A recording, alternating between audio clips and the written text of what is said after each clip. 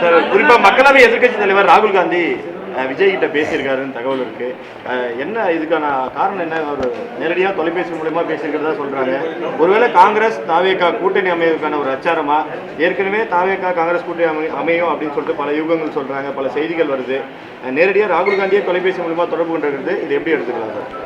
ஒரு புதிய கூட்டணி அமையுமா தமிழ்நாட்டில்? எதிர்கட்சி தலைவரும் காங்கிரஸ் தலைவருமாக இருக்கக்கூடிய தலைவர் ராகுல் காந்தி அவர்கள் இங்கே ஒருத்தர்கிட்ட பேசுனதை கேட்டீங்க, விஜய்கிட்ட பேசுனதை கேட்டீங்க. அதுக்கு முன்னால் முதலமைச்சர் ஸ்டாலின் அவர்கள்ட்டையும் பேசியிருக்காரு. ஸோ முதலமைச்சருங்கிற முறையில் அரசாங்கத்தின் மூலமாக நேரடியாக அவர் வாய் மூலமாக என்னென்ன நடந்தது, என்ன நடவடிக்கை எடுக்கப்பட்டிருக்கிறது எல்லாம் முதலமைச்சர்கிட்ட கேட்டு தெரிந்தார். அதுபோல் அந்த சம்பவத்திலே அங்கே இருந்தவர் சம்மந்தப்பட்டவங்கிற காரணத்தினால அந்த தமிழ்நாடு வெற்றி கழகத்தினுடைய தலைவராக இருக்கிற திரு விஜய் அவர்களிடத்திலேயும் இது குறித்து ஆன் த ஸ்பாட் நிலவரத்தில் என்ன நடந்தது, எப்படி நடந்தது, என்ன நடந்தது என்பதை அவரிடத்திலேயும் கேட்டிருக்கலாம். அதுதான் கேட்டிருப்பார். இந்த நேரத்தில் 41 பேர் இறந்து போயிருக்கிற நேரத்தில் வந்து அரசியல் பேசவோ கூட்டணி பேசவோ அப்படி செய்யக்கூடிய நாகரிகம் இல்லாத தலைவர் அல்ல தலைவர் ராகுல் காந்தி அவர்கள். இது அரசியல் பேசுகிற நேரமும் அல்ல, கூட்டணி பேசுகிற நேரமும் அல்ல. இது ஒரு மிகப்பெரிய தலைவராக இருக்கிற ராகுல் காந்தி அவர்களுக்கு தெரியும். அதனாலே கூட்டணி பற்றி அவர் எதுவும் பேசியிருக்க மாட்டார், பேசவில்லை.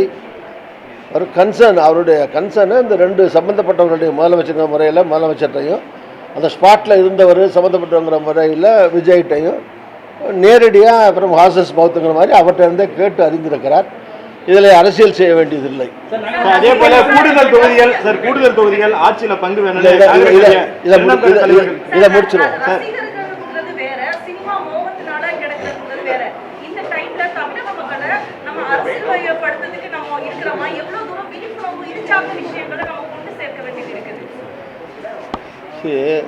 தமிழக நான் சொன்னேன், அரசாங்கமும் சரி இது போன்ற அரசியல் கட்சி கூட்டமாக இருக்கட்டும் அல்லது ஒரு கலை நிகழ்ச்சி, பொது நிகழ்ச்சிகள், லட்சக்கணக்கில் வந்து ஸ்டார் நைட்ஸு, மியூசிக் கச்சேரிகள் இந்த மாதிரிலாம் நடக்குது.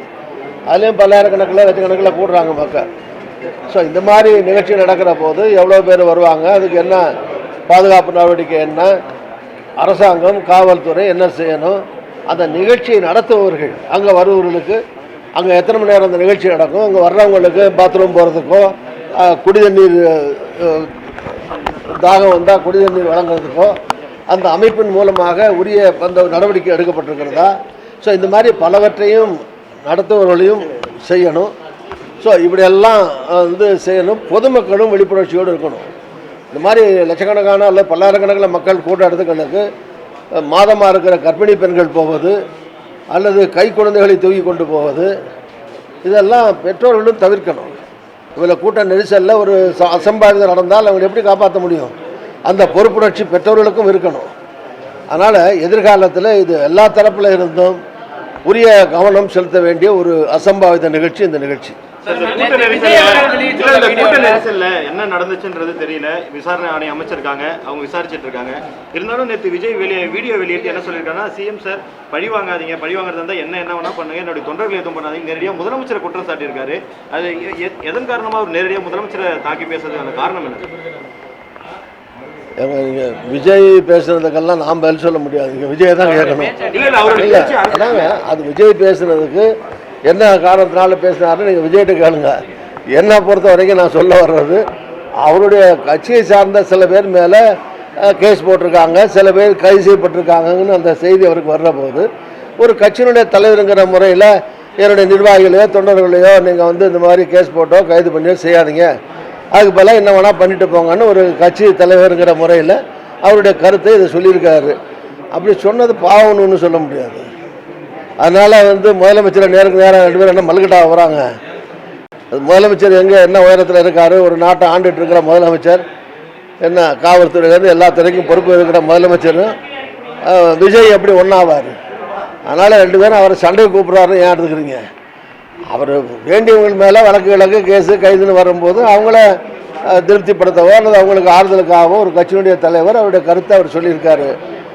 நான் மொத்தமாக சொல்ல வர்றது என்னென்னா, இது மாதிரி கட்சிகளின் சார்பில் அதிமுக காங்கிரஸ் எங்களுடைய கூட்டணியாக இருந்தாலும் சரி அல்லது விஜய் ஆதரிக்கக்கூடிய கட்சிகளோ பிஜேபியோ அதிமுக இருந்தாலும் சரி இப்படி இவங்கெல்லாம் ஒருத்தரை போட்டி போட்டுக்கிட்டு மேலே இருக்கிற பெரிய லெவலில் இருக்கிற தலைவர்கள் ஒன்றும் பேசலை. ஆனால் அடுத்தடுத்த கட்டத்தில் இருக்கிற தலைவர்களும் கட்சி சார்பில் அறிக்கைகளும் மோதல்களும் ஒருத்தர் திட்டி இருக்கிறது. அதனால இறந்தவர்கள் குடும்பத்துக்கு என்னுடைய கருத்து ஒரு நன்மையும் ஏற்பட போகிறதில்ல. அதுக்கு பதிலாக அவங்களுக்கு எல்லாரும் போட்டி போட்டு என்ன நன்மைகள் உதவி செய்யும். காங்கிரஸ் 1 கோடி ரூபா கொடுத்துருக்கோம், அப்படி எல்லா கட்சிகளும் கொடுங்க, உதவி பண்ணுங்க. அரசாங்கத்தின் சார்பில் உயிரோடு இருக்கிறவர்களுக்கு வேலை வாய்ப்பு கொடுக்கட்டும்.